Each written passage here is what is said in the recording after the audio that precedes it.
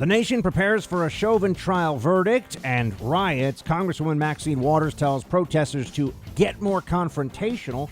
Fauci blathers nonsense on why you must mask up after being vaccinated. And the Biden White House doesn't want anyone saying illegal alien.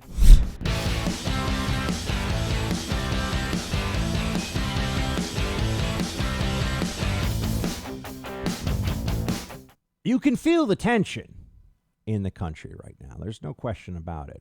You had closing arguments today in the Derek Chauvin trial. Everyone understands what's at stake right now, what's likely to happen, depending on how all of this goes. And even still, if you get a guilty verdict, there may be riots. If you get a not guilty verdict, there will almost certainly be riots.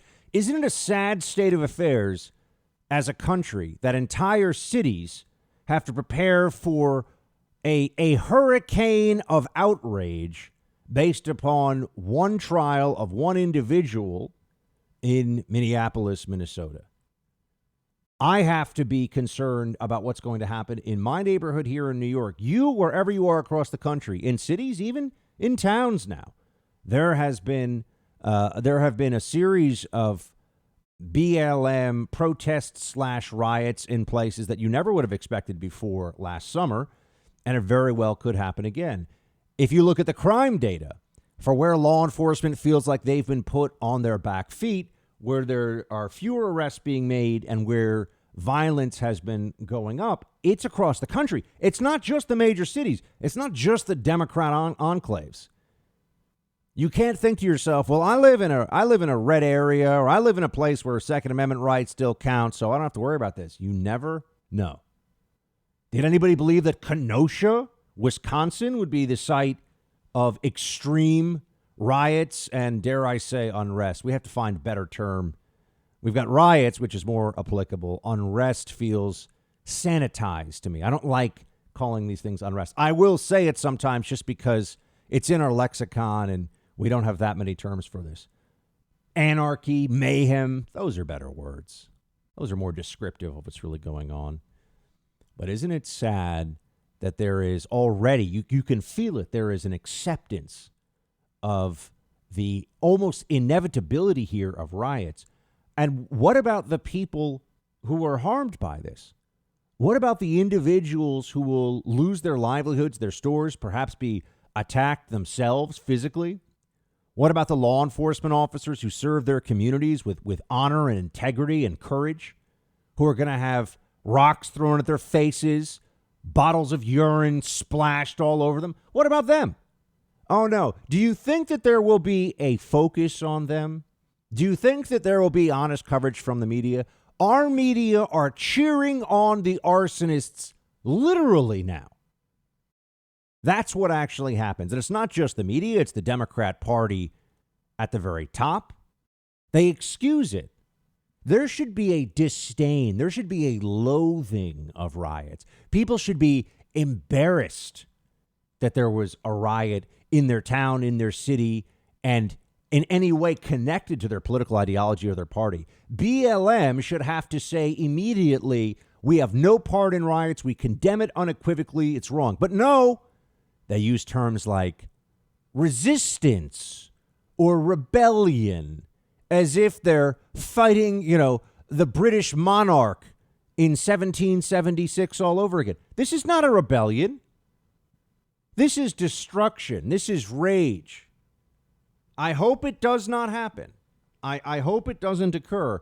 But we all know that it's expected and it will be excused. They are setting the groundwork for it right now.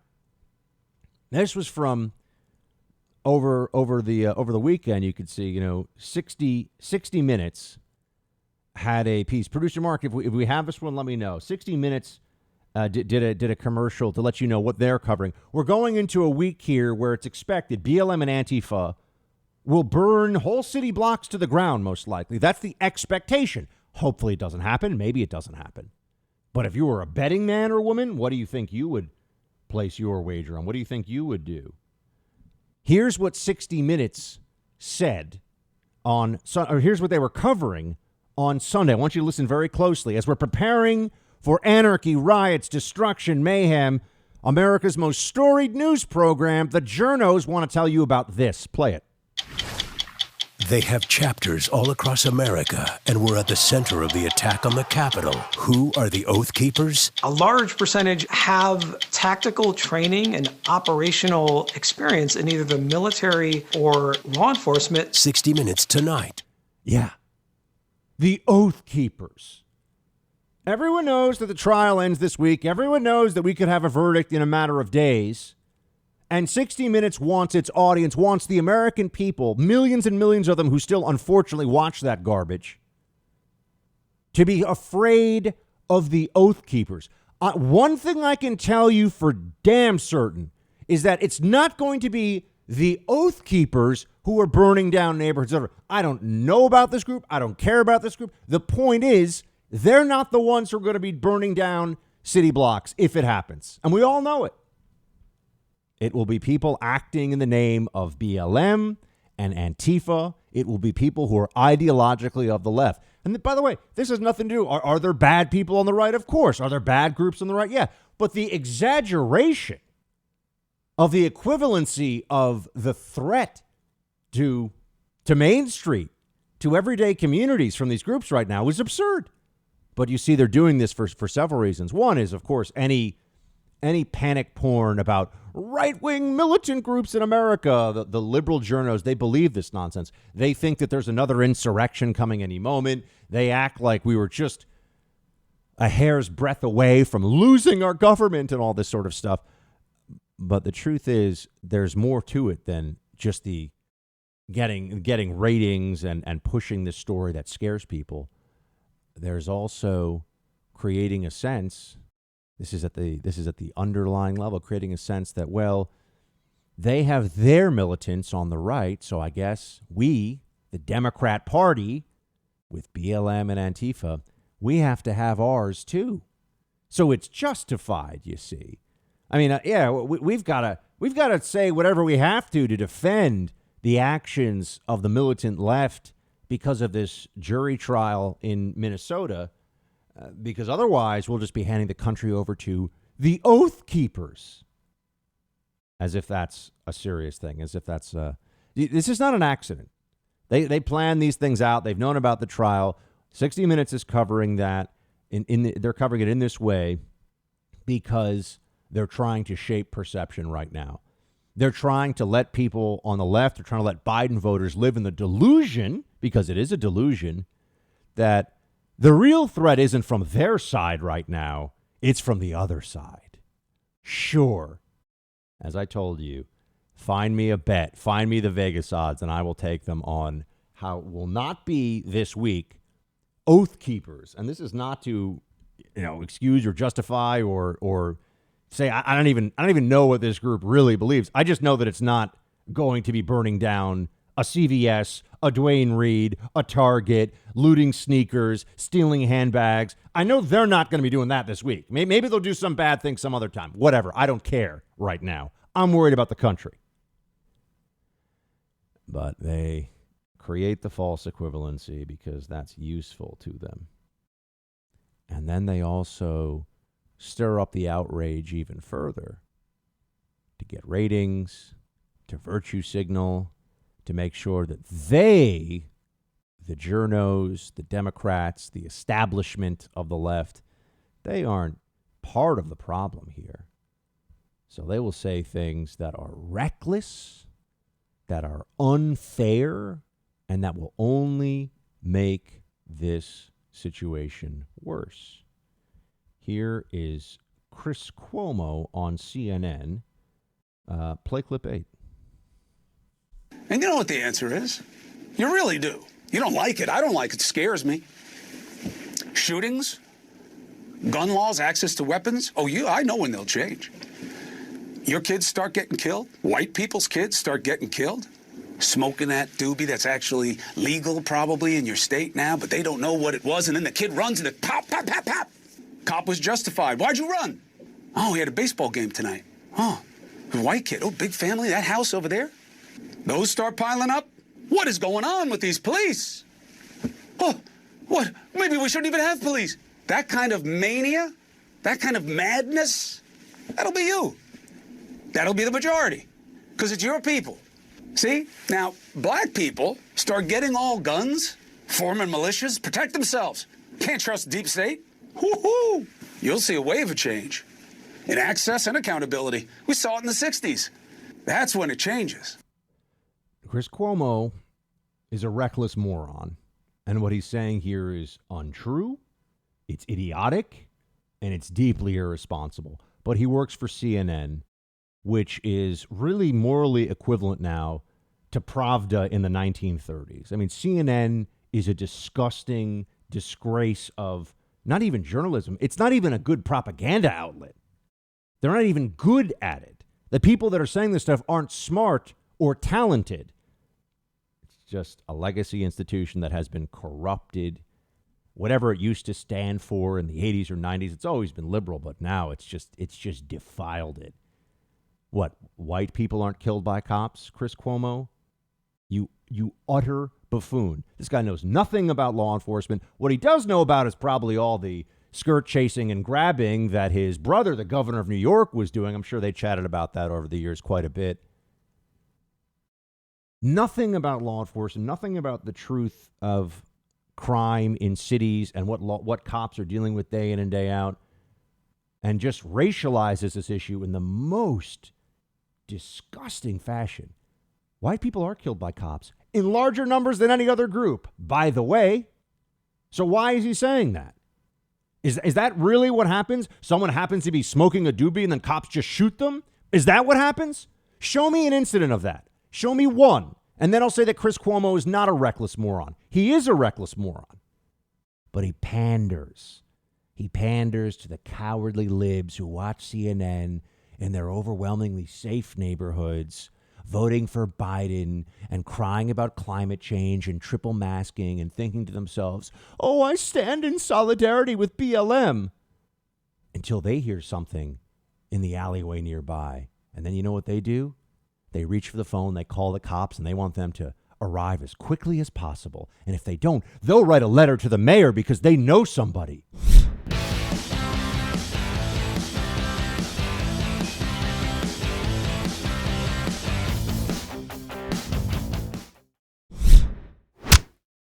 I know you might be thinking, well, we can't expect any more from the disgusting, dishonest journos. I mean, they're always going to be grotesque in the way they approach these things, whatever benefits them, while they pretend to be helping other people.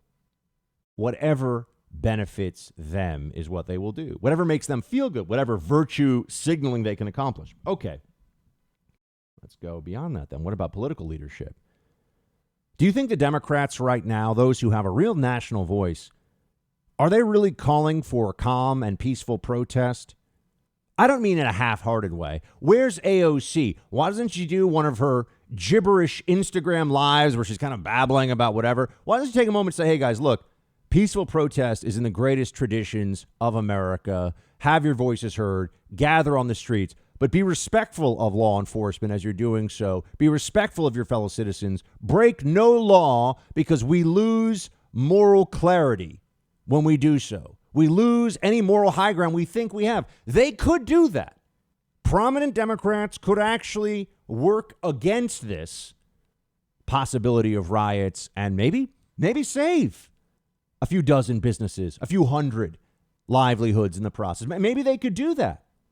And the message would still be heard. I have no problem, and I know neither do you, with people having their voices heard. If people are angry about policing and people want police reform, absolutely.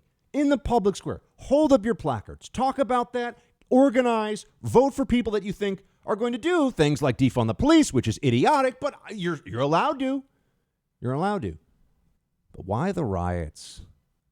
Why the mayhem? At some level, you have to see this for what it is. It's meant as intimidation.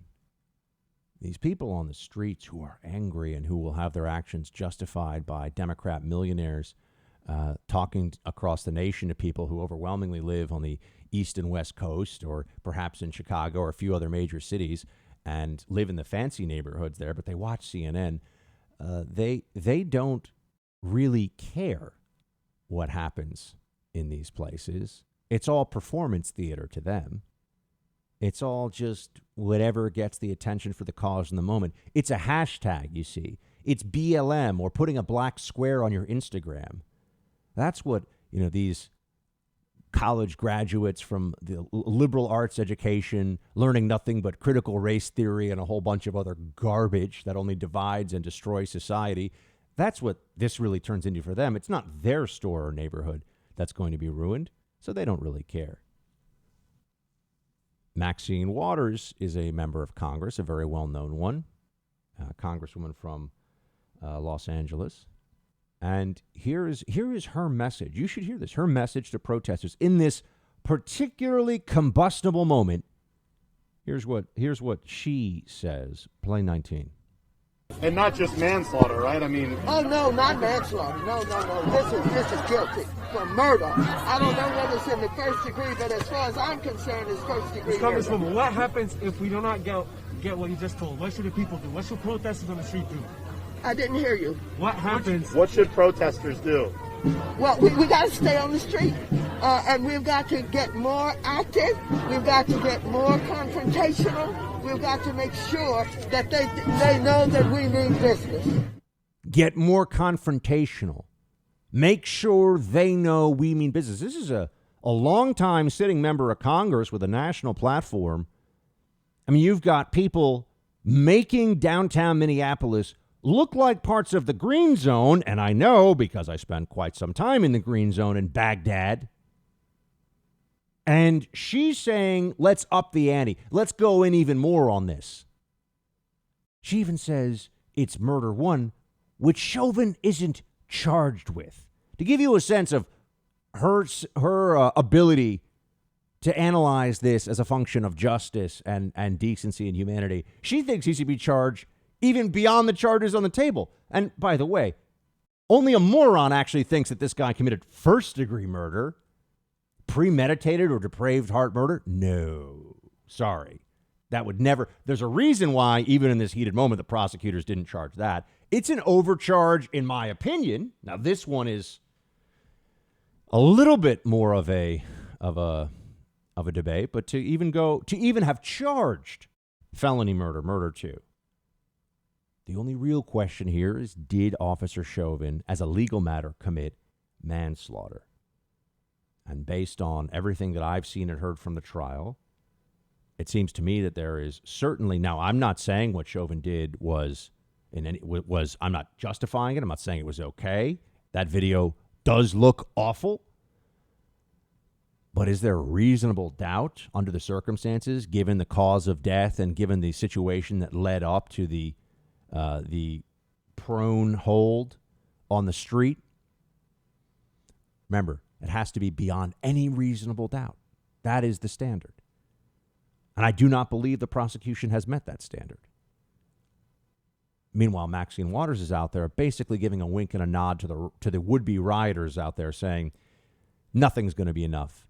Because really, they didn't even charge how evil and awful this man is. This is our political class. These are our journalists out there, folks. And they are egging on the mayhem and the destruction before it even starts.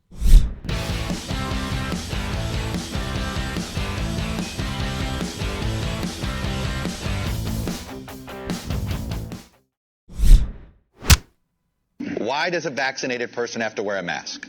Okay, this is something that as we get more information, it's going to be pulling back that you won't have to. But currently the reason is that when you get vaccinated, you are clearly diminishing dramatically your risk of getting infected. That's one of the things we've got to make sure everybody understands. You dramatically diminish it. However, what happens is that you might get infected and get absolutely no symptoms, not know you're infected, and then inadvertently go into a situation with vulnerable people. And if you don't have a mask, you might inadvertently infect them. Now, there's a small risk of that, but it's there. The other thing is that there may be variants that are circulating. We know New York area has their own variant, a 526. There's a South African variant. Fortunately for us, Chuck, the 117 variant that is dominant in Europe and in UK is also now dominant in the United States. Thank goodness the vaccine works very well against that variant. So then why the hell is he bringing up variants? as some justification for continued restrictions after vaccination for individuals. There are variants, but, fortunately the vaccine works, against the variants too. Okay, so then why are you bringing up just got to throw something in there? Let's get really down into this, because this is a hill that we need to fight on. We need to dig in on this, okay? This is, and I'm not even going to get into today. A lot of you, I understand, have concerns about those at low risk getting vaccinated. I am opposed to mandatory vaccination, as you know. I'm opposed to vaccine passports, and people are who have reached out to me. I always appreciate the feedback I get from this audience, because they say, "Okay, Buck, you say low risk, so should children get vaccinated?" I say, "Well, no, of course not. That seems crazy. Why would children get vaccinated? They clear this virus without even knowing they have it, and they clear it very, very rapidly, and then they're immune. Doesn't make any sense. And they don't pass it to adults at any real rate. I mean, anything can happen in the world of epidemiology, right? But we can't base our public health policy on that. So why does the little health Stalinist Dr. Fauci, why is he making this claim about how, he's saying we all should get vaccinated, but you still have to obey all the restrictions. You still got to do all the annoying stuff. Why? Oh, because, you could still inadvertently, as an asymptomatic, you could still. Yeah, but let's work this through together. The vaccines, we're told, are over 90% effective by and large. And the Pfizer vaccine, the Moderna vaccine, the double shots, they're 94 and above. So that means that of people who were vaccinated in a huge trial of over 30,000 people, let's say, were 4% of people who got the virus. But remember, 4 or 5%. But remember, the numbers here also don't take into account that those people who got it had very mild cases, and it's less likely, because viral load really matters, it's less likely they'd even be able to spread it to somebody else, because their immune system is very good at handling it. And that's why people aren't getting hospitalized, people aren't dying who get the vaccine in any real numbers, right? Something can always happen. If you're going to base, this is the fundamental point I want to start with here. If you're going to base health policy on the outlier situation, we're going to live in constant fear and terror. If you're going to base health policy on what is theoretically possible and then shut down everyone else, like when I say things like vaccinated people can't, if I say vaccinated people can't really pass or are highly unlikely to pass the virus to anyone else, they say, oh, but it's still possible. Okay, but anything is possible. We're looking at the percentages here. We're looking at the risk factors. But they use the outlier to control you. They use the 1 in 10,000 chance of something actually happening. A vaccinated person managing to transfer it to somebody. Remember, the vaccinated person has to get infected and give it to someone, and that person has to have a severe reaction to it or give it to somebody else who does. You start to go down the chain of transmission here. You're talking about, you can do some of the odds on this yourself. Do a 1 in 100 over 1 in 100. You can do the math. You start to go, okay, we'll get to 1 in 10,000, 1 in 100,000, 1 in a million. And we're going to live our lives with this nonsense because Fauci doesn't want to give up control. That's what this is really all about. That's what really motivates all of this. It's not that vaccinated people really pose a risk of transmission in a public health context in any meaningful sense. People keep saying, we don't know the numbers. 100 years of vaccination epidemiology tells us that this is our way out. This is the end. But there are people who don't want it to be the end. There are people who go, no, we need booster shots, and then there's variants, and Now we're getting into the debate that I knew we were going to head to all along, which is, so this never goes away? Their argument that they're making, that there's always a chance that there are variants, that you'll need boosters, is that these health restrictions are with us forever, for the rest of your life, whenever the public health bureaucrats decide so. That's it. And a lot of people you and I hear that, And I mean, I want to throw up all over my microphone just even saying that, because these morons haven't protected us. Their policies have failed. Oh, that's right. Look at Mississippi and Texas. Look at the numbers. I ask you this. Look at Mississippi and Texas. Look at the numbers and tell me what we're supposed to make of the fact that they've had mask mandates and full reopen. It's not just the mask mandate. All businesses fully open. Lowest COVID cases in a year. In a year. 12 months. Look at Michigan. Oh, yeah, with Governor Halfwood. Oh, gosh, I've got a pillow of Fauci on the background. Oh, such a moron. A total catastrophe for her state. But here's what this is how pathetic their arguments have gotten. Governor Halfwood, play 11. Well, at the end of the day, this is going to come down to whether or not everyone does their part. That's the most important thing. This variant, the B117 variant, is what is growing so quickly here in Michigan. We have the second most of it, then I think right after Florida. At least that was the last data that I saw. Michigan and Florida are not next to each other, but this is the time of the year that snowbirds come home from Florida, where people are going on spring break, and all of these things can contribute to spread. And that's why we're imploring people to take this seriously, mask up, get tested. If you've been around someone who's positive, stay home. Oh, yeah, it's, I'm just going to throw in there, this is when people come back from Florida. Oh, they're so dangerous in Florida. Florida, as a state government, has kicked Michigan and New York and New Jersey's butts when it comes to COVID response. It's not even close. Because remember, it's not just the infection numbers. It's also those numbers and then the individual freedoms that are protected and the economy and where all of that stands. And Florida has just put on a clinic for the rest of them. And that's why Governor Ron DeSantis they hate him so much, because he's proven, one, what better governance looks like, what decent government looks like during a pandemic, and two, thanks to him, we have the results to show that Fauciism, lockdown, be terrified, double mask outside, all this stuff, Fauciism is absurd, it's deeply destructive, and it was completely unnecessary.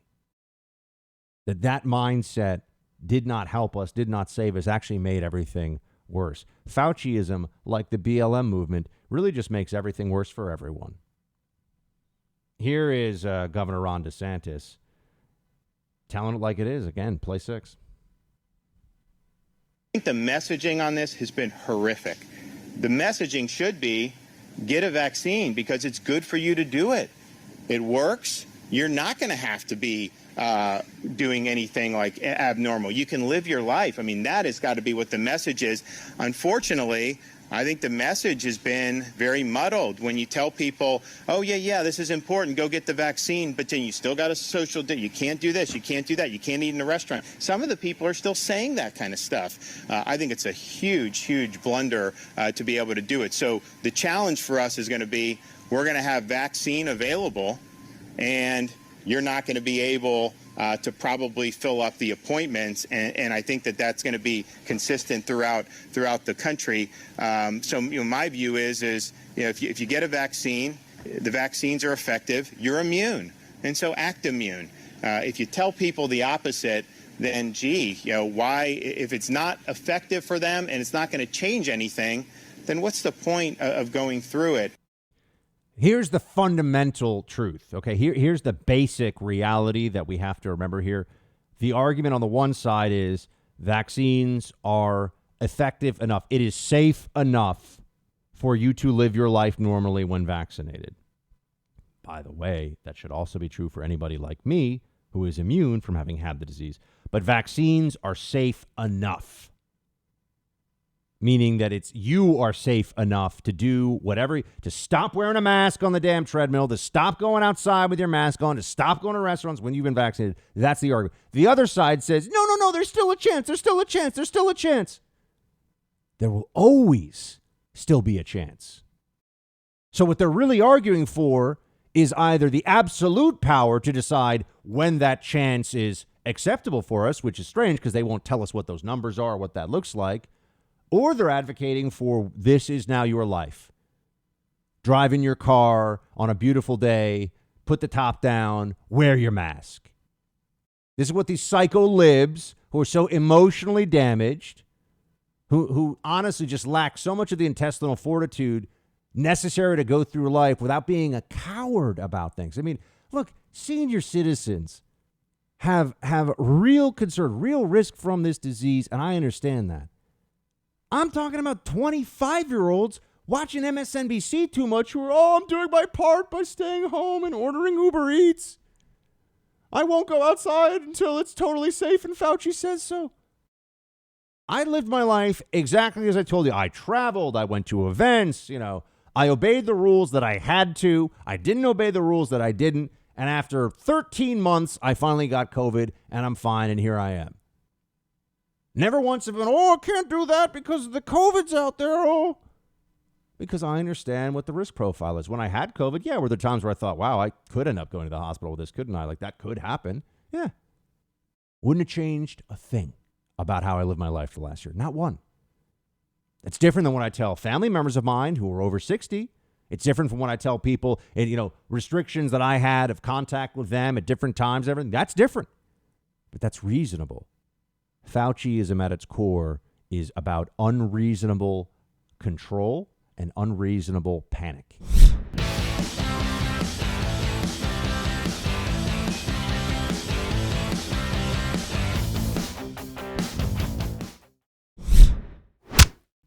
The obvious question is, why are there any restrictions?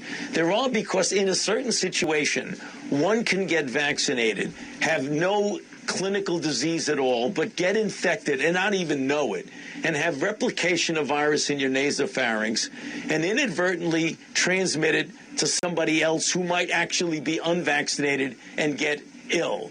That's the reason why you want to wear a mask. This guy reminds me, he's the worst. He is the most loathsome and destructive public health official in living memory. He's done horrible things. Because he is the face and the voice of lockdown, of all the excessive and contradictory and arbitrary restrictions. He is the guy who has been vocalizing all this. So yes, I detest his ideas. I detest his failure. But he's held up as a hero. In fact, he got promoted by the Biden administration. It's very, very enraging here. But what he says, it reminds me of that old game, I think it was called like Mousetrap, where you build this thing where the ball goes down the slide and it lands on the thing and then it touches the other. It hits a spring, which shoots the foot, which goes over to the, and all of a sudden, look, and then the cheese is opened up and the mouse can get to it, right?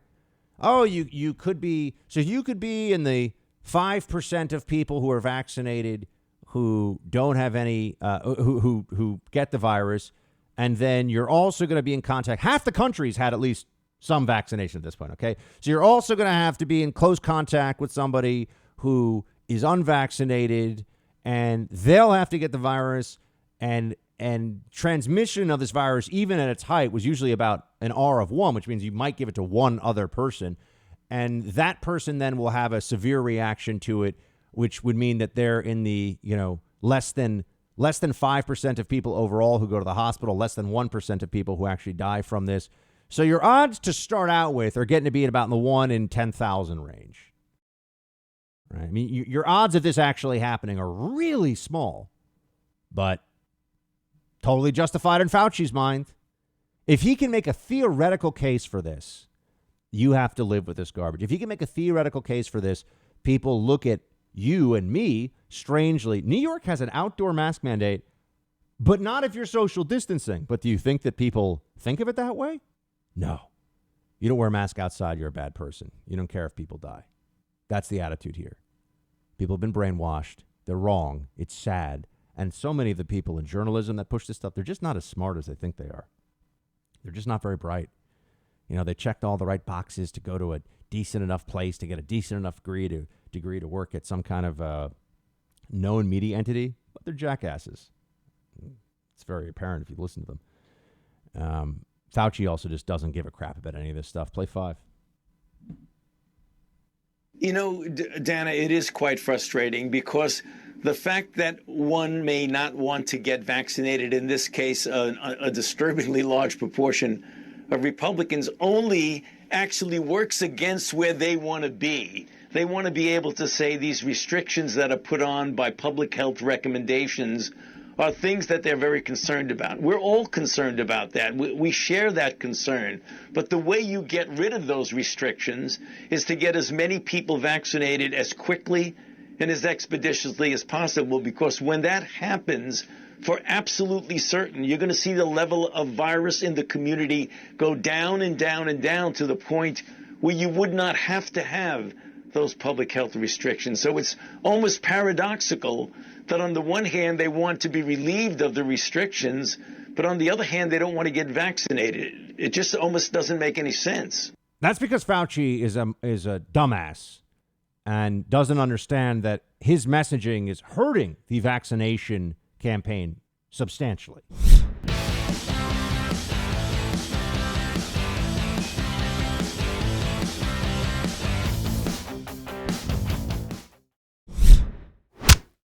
If you are a Major League Baseball, you're saying you have to move out of Atlanta because they're having voter ID. Well, what about all the other jurisdictions that you're in that have, quote, more restrictive laws? What about the fact that you're doing business with the Communist Party of China? The fact that you've done business with the Castro regime in Cuba? It doesn't make sense. I think corporate America, by trying to genuflect to this wokeness, I think they've gone down a really bad road. They're going to tie themselves in knots trying to please the extreme left. What I've told people is, if the left is after you, the minute you buckle, you're just painting a bullseye on your back. They're going to keep coming back and back and back. If you just stand your ground, yeah, they'll complain for a couple days, then they'll move on to the next outrage. And so I think some of these corporate CEOs, they need to grow some backbone, and they need to be willing to stand up and not get pushed in to taking these positions, which is, Maria, as you indicated, it's not based on facts. No, it's based on the mob mentality. It's based on the threat of boycotts that comes from social media that are often not rooted in the reality of what would even be possible through a boycott. But they try to get people scared right away. They try to get them to take preemptive action. And beyond that, I think you have seen a lot of more left-wing individuals at the very top of some of these powerful corporations. That is happening right now, and that's highly unfortunate. But the politicization of everything, including sports, including who sells you sneakers and who's going to, deliver basic home goods to your door, this is a bad development for the country. And it comes from the left. This is something that we all know culturally, ideologically. This is a left-wing thing. They believe, because politics is ultimately their religion. Some of them think that they can do both, but really their God, to be a true leftist authoritarian today, your God has to be the state and government power. And that's why it's so important for you to have it at all times. I see this going on, and I'm always thinking about, and people ask me constantly, how do we fight back against this? And now my answer has just started to be, we fight. How about that? Let's start from the simplest possible proposition here, that we get in this fight. Say, okay, we're not just going to take this line down. We're not just going to allow these companies to continue to do these things. We're going to say, enough is enough.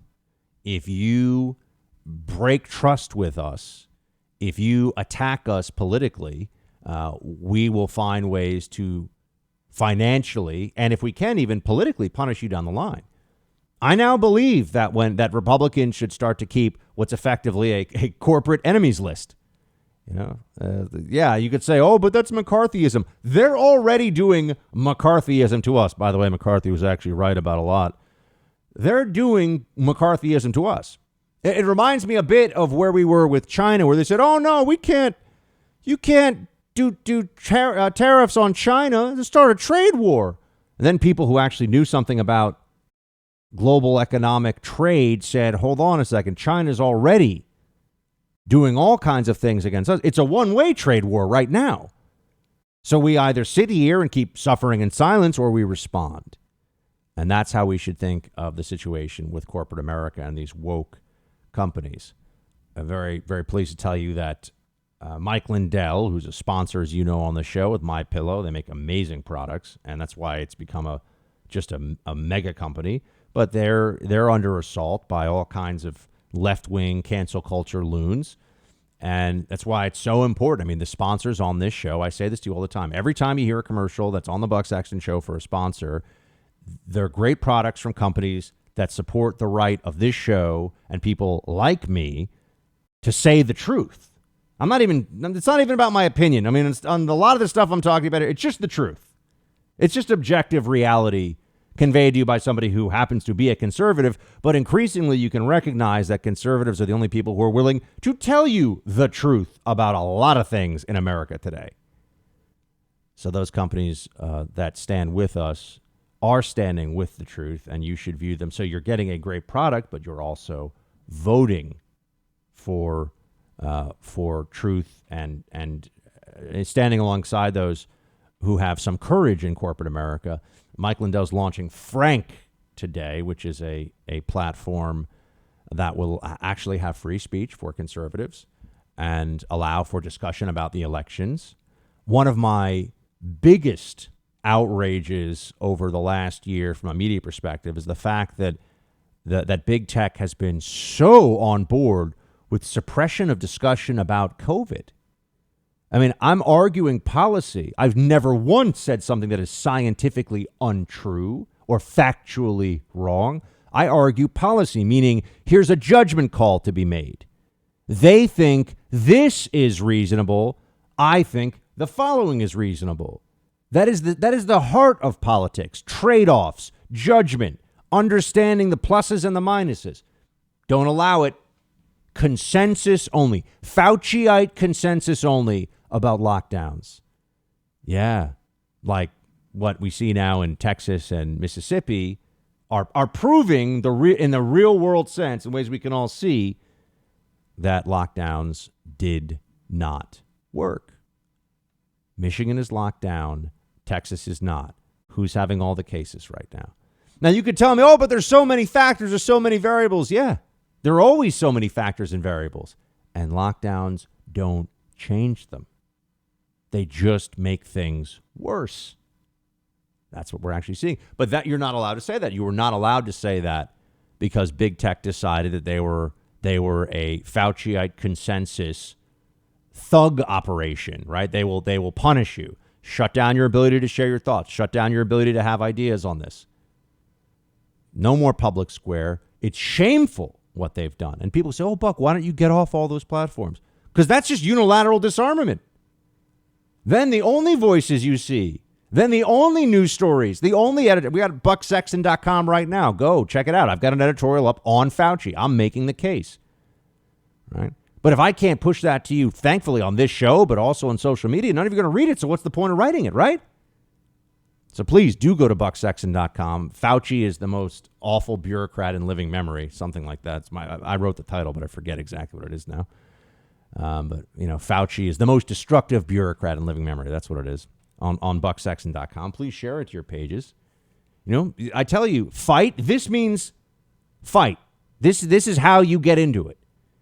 By taking the opportunities that you have to support the people who are telling the truth, to support their sponsors. We need to take a top-down approach to this. That's what the left has done, and it's why these lunatic, lockdown, socialist, identity politics, Marxist maniacs have accrued so much power. Because they view this as a zero-sum game. They view this as top-down. We want to control the corporations. We want to control the communication nodes. We want to control the academy. We want to control prosecutors' offices. Look at all the Soros funding of district attorneys. They're doing this ever. They are infiltrating every institution of power and influence in the country with their ideology and controlling them. And we're just sitting around saying, oh, yeah, but, I still got to watch CNN and I don't want to support conservative companies because I'm more used to the other companies and, Yeah, that's why we lose. It's on all of us. It's on all of us. I mean, I'm trying to find out, how can I buy sneakers not from Nike? You say, oh, get Adidas. Is Adidas not woke? I don't know. Right? It's hard. I understand that. But there are companies out there, and they advertise on this show, that are saying, no, we stand with free speech. We stand with people who tell the truth. Are you going to them as sponsors? You know, we got to have, as conservatives, this whole country, man, we got to have some tough talk with conservatives. Way too quick to just be like, oh, I'm just going to order on Amazon and use Uber and then do Google and let my data get tracked and get sold and everything. You know, we all sit around. Yeah. You know, it's not all about once every 4 years wearing a tri-corner hat and showing up to a protest. And yeah, I did my part. No, you can do your part every day. Every day you have many ways to vote and have your voice heard and have an impact on the fight for this country's future in ways that may seem small, may seem even insignificant to you at first, but I mean, this show reaches millions of people across the country. That's right. This show reaches millions of people. So if everyone listening does something, you know, this is why we really do have a way forward here. Or we can just leave all collective action, or we can leave all concerted political effort to the other side and, you know, get ready for open borders and get ready for the permanent expansion of the racial spoils state, as the Supreme Court has written about it, and get ready for socialism and get ready for defunding police, you know, and then just make the best use of the time you have left. That's where we are now as a country. Do you care? You have options to show you care right now. Right this day, right this moment. By listening to the show, you're showing you care, of course, but there are many other things I'm telling you can do. Ron DeSantis knows it. Everybody knows it. The question that remains is, will you take action?